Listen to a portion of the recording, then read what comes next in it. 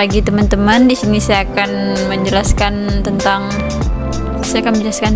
rumus Excel IF. Di sini saya sudah mempunyai data, tinggal mengatur rumusnya. Baik, di sini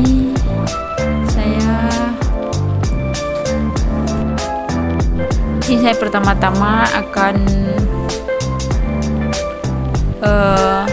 mengetik sama dengan IF dalam kurung C2, karena di barisan kedua di bagian C. Kemudian kecil dari 70, titik koma, terus petik 2 di atas,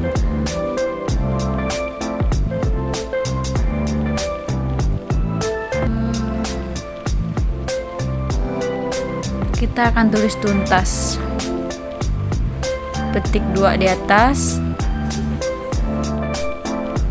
petik 2 belum tuntas, terus petik 2 lagi di atas,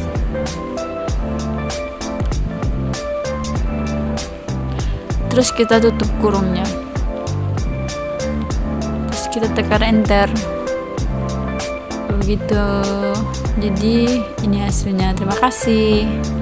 Ini yang bagian rumus IF Excel.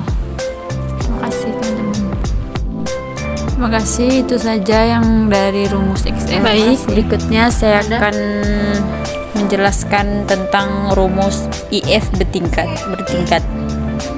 Di sini saya sudah mengcopy rumusnya dari yang pertama tadi, karena takut salah titik-titik atau sama dengannya atau yang lain-lain, karena kalau salah ada yang lain takutnya tidak bisa, karena saya sudah mencoba dari kemarin salah di titiknya atau bagian itunya. Jadi saya copy paste sebelum saya merekamnya. Terima kasih. Di sini saya akan menjelaskan seperti tadi juga, cuman bedanya di sini IF-nya kita misalnya bersama dengan IF dalam kurung C2 di atas 100 sama dengan A, atau begitu.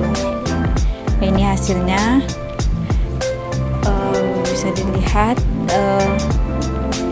rumus-rumusnya. Terima kasih. Maaf jika ada kata-kata ataupun kurang berkenan, hanya itu yang bisa saya sampaikan. Terima kasih dan sampai jumpa. Terima kasih. Maaf jika ada yang kurang dan tidak menyenangkan hati penonton. Baiklah teman-teman, di sini saya akan menjelaskan penggunaan rumus di Excel itu if, or, dan and. Nah, untuk pertama-tama saya akan menjelaskan apa itu or dan and. Nah, untuk or itu adalah suatu rumus di mana jika salah satunya memenuhi kriteria, maka dia akan tetap benar. Berbeda dengan and. And ini jika salah satunya tidak memenuhi kriteria, maka dia akan salah. And ini adalah kedua-duanya itu harus memenuhi syarat, semuanya itu harus memenuhi syarat kriteria. Misalnya syarat kriterianya di sini adalah true. Nah, di or, jika salah satunya ada true, maka salah satunya tidak ada, tapi itu akan tetap menjadi true.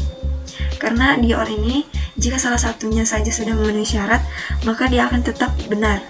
bisa kita lihat seperti ini. Saya masukkan rumusnya sama dengan OR. Kita masukkan rumusnya dulu, kemudian kita klik di sini. Nah, maka akan muncul C7. Kemudian kita sesuai rumus, yaitu ini ya, bisa kita lihat di sini titik koma. Kemudian logikal kedua yang ini ya, kita klik. Kemudian tutup kurung. Oke, kemudian kita enter. Nah, bisa kita lihat di sini. Di sini kan true semua. Nah, kriterianya true, maka dia akan tetap true. Bisa kita copy dulu ke bawah. Nah, namun jika di dalam suatu tabel ini tidak ada true, maka dia akan false. Namun jika salah satunya saja, bisa kita lihat di sini bisa true. Jika salah satunya saja sudah ada true, memenuhi syarat ini, maka dia akan tetap true atau tetap benar, walaupun dia di depan atau di belakang, asalkan salah satunya memenuhi kriteria. Nah, berbeda dengan N. N ini, semuanya ini harus memenuhi kriteria ini. Jika salah satunya saja tidak memenuhi kriteria, maka dia akan salah. Coba kita lihat, saya masukkan rumus dulu. Sama dengan kita kemudian N, kemudian kita masukkan logikal pertama. Sorry, salah. Kita buka kurung dulu, kemudian masukkan logikal pertama, kemudian titik koma, kemudian masukkan logikal kedua, kemudian tutup kurung, lalu kita enter.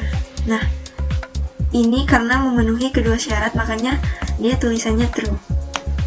Bisa kita lihat, jika dia salah satunya tidak ada sama sekali, maka dia akan false. Sama dengan ini ada true, di sini ada false. Namun kan tadi N itu harus memenuhi semuanya itu harus memenuhi syarat. Namun jika salah satu tidak memenuhi syarat, maka dia akan false seperti ini. Nah, itu saja untuk penjelasan OR dan N-nya. Kemudian kita lanjut ke masuk ke if, penggunaan if, OR, dan N. Nah, bisa kita lihat di sini untuk kriterianya itu nilai minimal lulus 80. Nah, di sini ada 3 mata pelajaran, yaitu MTK, Bahasa Inggris, dan Agama. Untuk OR-nya tadi sudah saya jelaskan. Jika salah satu sesuai dengan kriteria nilainya kurang dari 80, maka dia akan gagal. Nah, di sini kriterianya kan itu harus minimal lulus harus 80, berarti harus lebih dari 80. Nah, jika salah satu nilainya lebih dari 80, maka dia akan lulus. Namun jika tidak ada sama sekali yang lebih dari 80, maka dia akan gagal. Baiklah, di sini saya akan masukkan nilai rumus yang salah dulu. Bisa kita lihat if, kemudian kita buka kurung seperti ini, bisa kita lihat di sini. Untuk logikal testnya kita menggunakan OR, ya kita ketik. Kemudian kita buka kurung lagi, masukkan logikal pertama, itu nilai MTK. Untuk rumus dasarnya sebenarnya seperti ini. Nah, karena di sini ada tiga nilai, maka kita masukkan seperti ini. Masukkan ketiga nilai ini. Bisa kita lihat. Kemudian masukkan nilai yang kedua.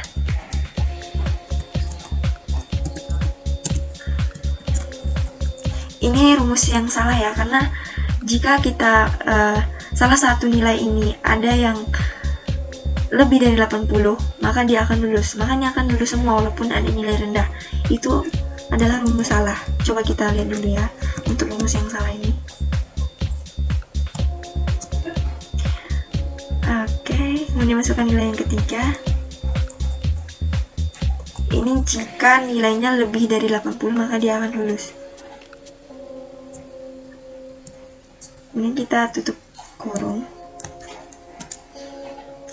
Nah, jika nilai ketiga nilai di sini lebih dari 80, maka dia akan lulus. Bisa kita masukkan rumus seperti ini. Namun jika tidak, maka dia akan gagal. Oke, kita tutup. Di sini lulus ya untuk ketiga, untuk Ajo. Kemudian kita geser ke bawah untuk mengcopy rumusnya. Oke, nah lulus semua. Mengapa lulus semua padahal ada nilai yang rendah? yang kurang dari 80, padahal kriterianya itu harus di atas 80 ya. Mengapa begitu? Karena untuk rumus OR ini, jika salah satunya saja sudah memenuhi kriteria, maka dia akan tetap lulus. Berbeda jika kita masukkan rumus seperti ini.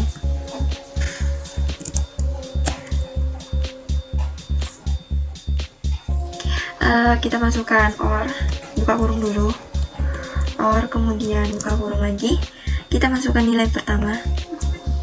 Jika nilai ini kurang dari 80, maka dia akan gagal. Kita masukkan dulu ya teman-teman, kemudian masukkan nilai kedua.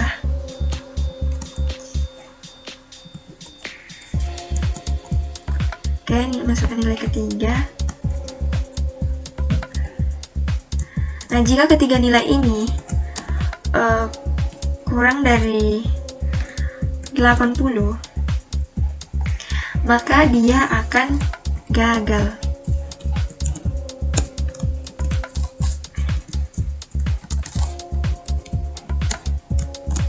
Namun jika tidak, maka dia akan lulus. Oke, kita bisa lihat, enter saja. Nah, bisa kita lihat di sini untuk nilai MTK Bahasa Inggris Agama di yang pertama ini lulus karena tidak ada yang kurang dari 80. Namun jika kita lihat ke bawah, nah bisa kita lihat di sini jika salah satu nilainya kurang dari 80, maka dia akan gagal. Karena kriterianya itu adalah jika kurang salah satu nilai di sini kurang dari 80, maka dia akan gagal. Mengapa gagal? Di sini bisa kita lihat, di sini ada 79. Nah, 79 ini adalah nilai yang kurang dari 80, maka dia dinyatakan gagal. Bisa kita lihat di sini. Kemudian lanjut dengan N. Oke. Bentar ya. Nah, untuk N ini ketiga-tiganya ini harus memenuhi syarat nilai minimal lulus 80. Namun jika salah satu saja nilai yang tidak memenuhi syarat, maka dia akan gagal. Nah, berbeda dengan OR. Kalau OR walaupun ada yang kurang dari 80, namun salah satunya ada yang lebih dari 80, maka dia akan lulus. Karena di OR ini salah satu saja sudah memenuhi kriteria, maka dia akan lulus. Berbeda dengan N. N ini semuanya ini harus memenuhi kriteria. Jika salah satunya saja tidak memenuhi kriteria, maka dia akan gagal. Bisa kita lihat seperti ini. If, kemudian kita masukkan rumus seperti tadi, namun berbeda ini kita tambahkan N, kemudian buka kurung, masukkan nilai pertama. Kemudian ini lebih dari 80, maka dia akan lulus. Kita lihat, masukkan nilai kedua.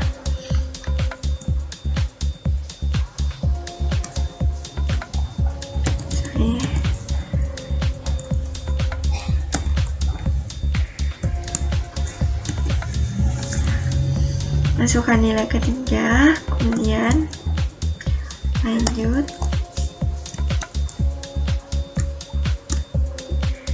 Oke.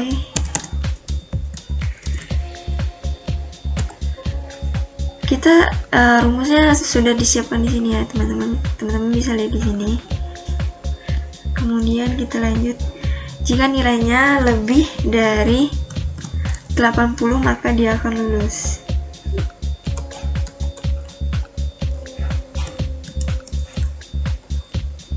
Namun jika tidak, maka dia akan gagal.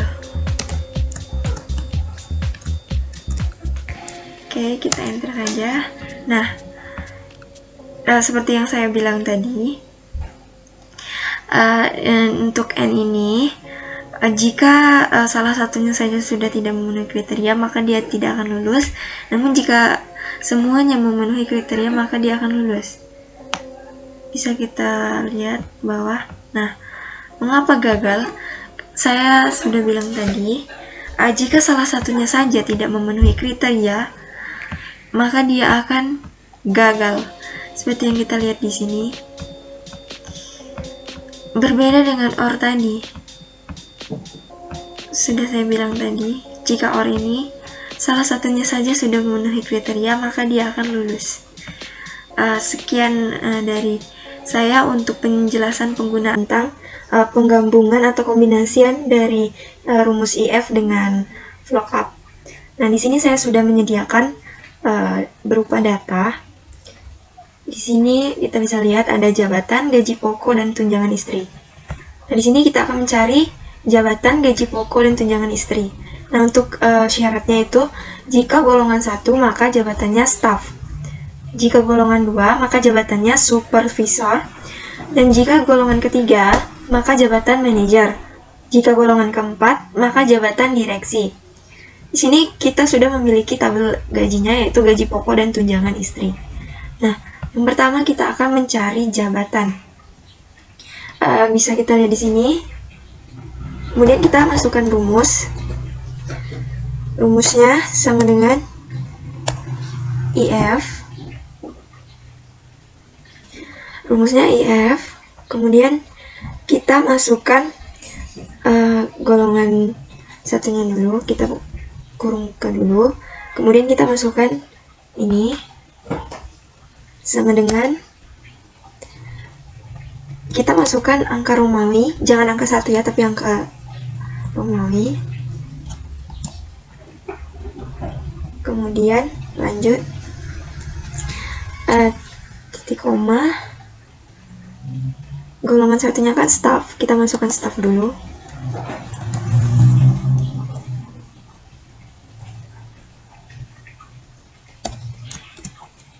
Kemudian lanjut lagi, kita masukkan C4 tapi astaga. Oke, kita masuk pada rumusnya.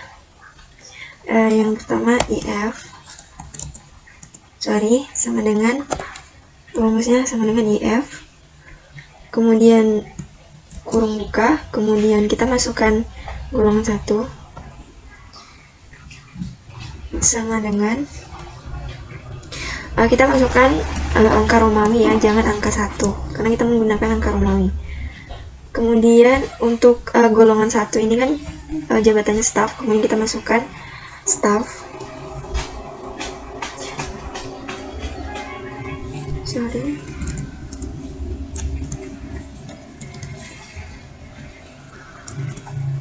Kemudian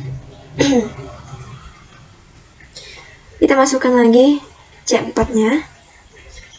Ini kita menggunakan rumus IF 4 tingkat ya. Golongan 1 sama dengan, kita masukkan angka Romawi ya, jangan angka 1 karena kita menggunakan angka Romawi. Kemudian untuk golongan 1 ini kan jabatannya staff, kemudian kita masukkan staff.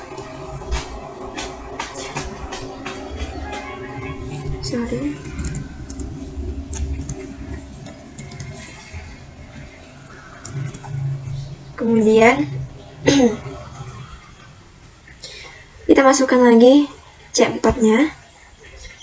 Ini kita menggunakan rumus IF 4 tingkat ya.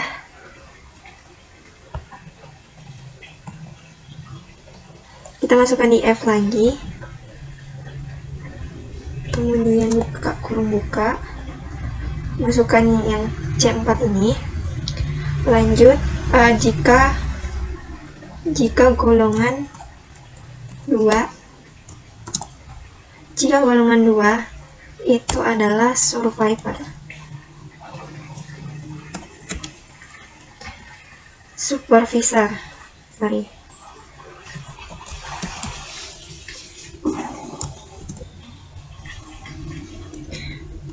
Kemudian kita masukkan titik koma.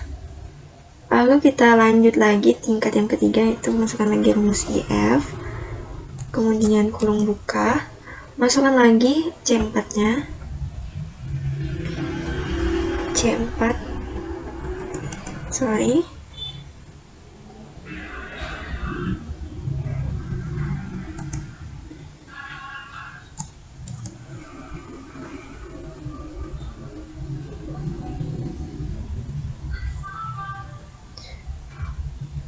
sini ada kurangan. Kita tidak, rumusnya tidak boleh ada yang kurang ya. Kita harus sesuai. Jika teman-teman bingung, nanti bisa teman-teman di sini. Sini sudah disediakan untuk penjelasan rumusnya. Ada if, logical test, value if true, dan value if false. Nah, kita masukkan lagi C4 sama dengan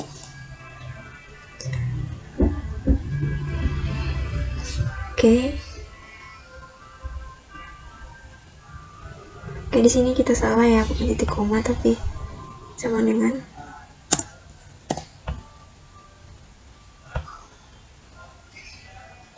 kemudian kita masukkan tanda petik. Jika golongan ketiga, kita di sini harus sangat teliti. Nah, oke, untuk kesalahan yang mengapa tadi bisa error, karena di sini saya lupa menambahkan if-nya, maka di sini kita harus sangat teliti. Jika tidak, maka akan gagal seperti tadi. Oke, kita masukkan if. Nah, seperti ini. Kemudian bisa kita enter. Nah, maka akan muncul jabatannya. Kemudian kita scroll ke bawah seperti ini. Nah, ini untuk otomatisnya. Nah, maka akan seperti ini. Untuk golongan 1 staff, golongan 2 supervisor, dan golongan 3 kita bisa lihat di sini manager, golongan 4 direksi. Nah, ini sudah sesuai sama dengan golongan ini, sudah sesuai dengan golongan yang ada di sini. Oke. Kemudian lanjut ke gaji pokok. Oke, di sini gaji pokoknya masih kosong ya. Di sini kita bisa menggunakan rumus VLOOKUP. Oke, kita masukkan rumus VLOOKUP-nya sama dengan VLOOKUP. Kemudian kurung buka, masukkan golongan satunya. Kemudian kita masukkan ini, tabel ini dari I5 sampai K8. Oke. Kemudian kita tekan tombol F4. Nah, akan seperti ini, muncul dolarnya. Lanjut, titik koma, kemudian untuk gaji pokok ini ada di golongan atau ada di kolom kedua. Kita bisa hitung dari sini, ini kolom 1, ini kolom 2. Nah, maka kita ketik 2, kemudian false, kemudian kita klik false atau 0, kemudian kurung tutup, kurung tutup. Nah, kemudian kita enter. Nah, maka akan muncul nilai gaji pokoknya. Bisa kita lihat di sini, ini akan sesuai dengan golongan. Jika golongan 1 maka 2 juta, bisa kita lihat di sini sudah sesuai. Kemudian lanjut, titik koma, kemudian untuk gaji pokok ini ada di golongan atau ada di kolom kedua. Kita bisa hitung dari sini, ini kolom 1, ini kolom 2.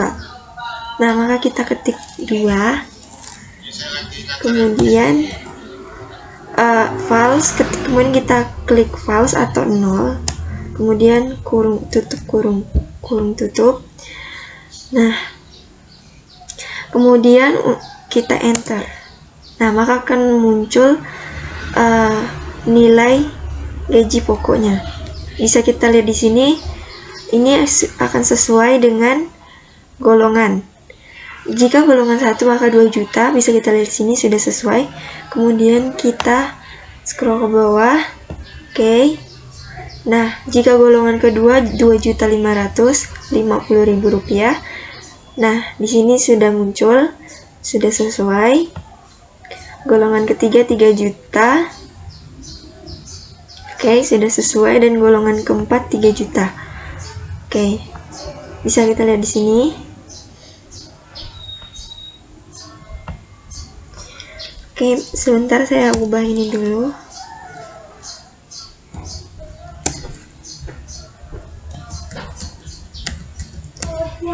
Supaya lebih besar nilainya. Oke. Lanjut. Bisa kita lihat di sini gaji pokoknya sudah kita temukan. Kemudian lanjut ke tunjangan istri. Nah, di tunjangan istri ini kita menggunakan rumus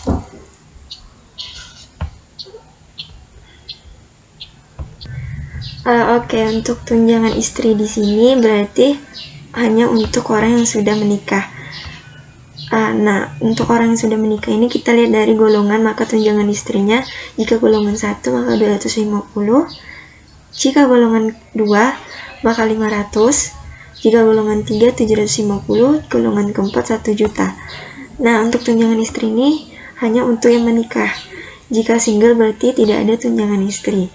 Bisa kita langsung masuk pada rumusnya, yaitu sama dengan IF, kemudian kurung buka, kita masukkan golongan 1 ini atau C4, maaf, kita masukkan statusnya yaitu menikah, kemudian nah, untuk tunjangan istri ini hanya untuk yang menikah. Jika single berarti tidak ada tunjangan istri. Bisa kita langsung masuk pada rumusnya, yaitu sama dengan IF, kemudian kurung buka, kita masukkan golongan 1 ini atau C4, maaf, kita masukkan statusnya yaitu menikah, kemudian kita ketik sama dengan, lanjut lagi. Nah, jika sudah menikah ini kita klik, kemudian kita masukkan rumus lookup untuk mengetahui berapa tunjangan istri. Untuk mengetahui tabel tunjangan istri atau untuk memasukkan nilainya, kita masukkan rumus lookup, kemudian kurung buka,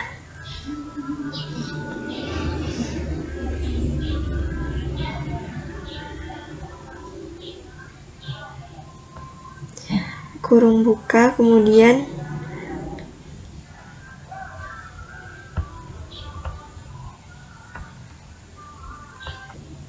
nah, kita masukkan rumus seperti ini.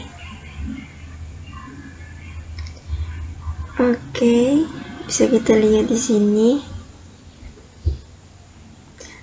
Saya ulangi rumusnya.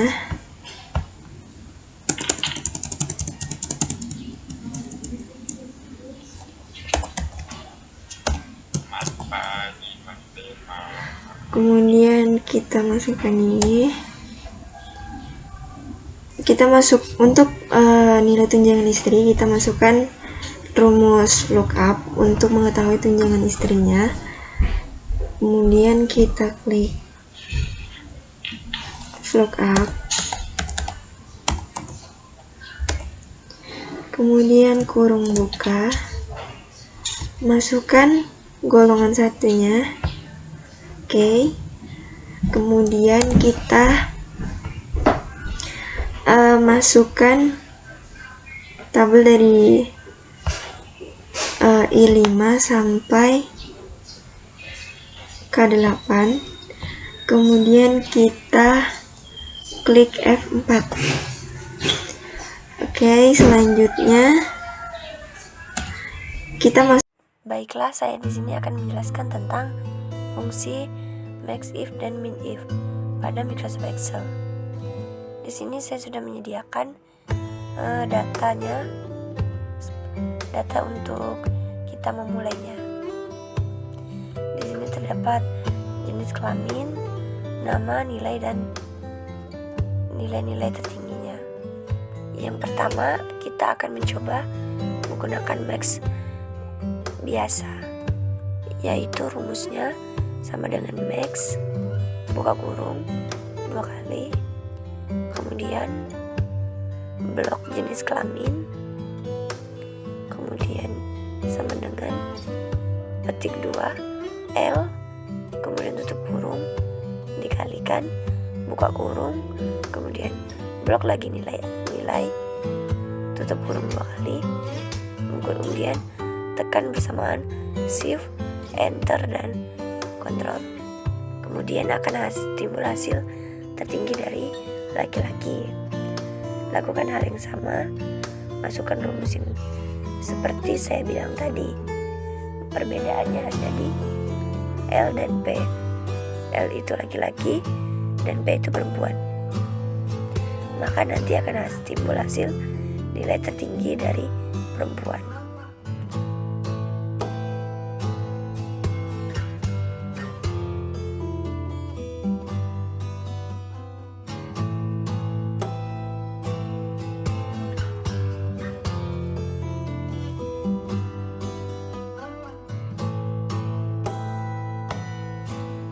Kemudian saya akan menggunakan rumus max if, sama dengan max buka kurung, if buka kurung, kemudian blok jenis kelamin, kemudian sama dengan petik 2 L laki-laki, kemudian titik koma, kemudian blok nilai, kemudian tutup kurung 2 kali, Ctrl Shift Enter. Kemudian lakukan hasil yang sama untuk data perempuan menggunakan rumus yang sama.